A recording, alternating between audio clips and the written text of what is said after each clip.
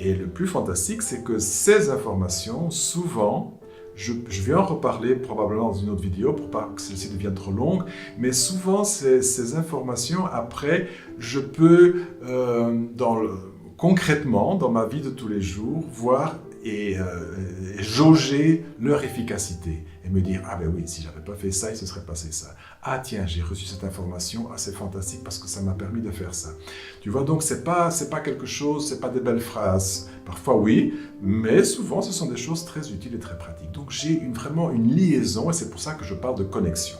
Ce n'est plus de la méditation, c'est une connexion avec mon âme. Alors évidemment, si il y a certaines personnes que le mot âme leur fait penser à la religion. Et parfois ça provoque aussi un rejet, le rejet de la religion. Et alors tu peux aussi dire, si tu préfères, tu te connectes à ton moi supérieur. Bien que moi je préfère âme parce que je trouve que c'est plus correct que le moi supérieur.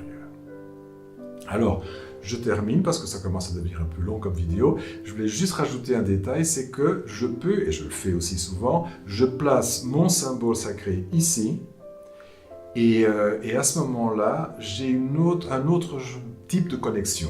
Je ne me connecte pas à mon âme, mais je me connecte à d'autres dimensions, à d'autres plans. Et alors là, j'arrive à entrer en contact avec mes guides, ce que j'appelle mes guides.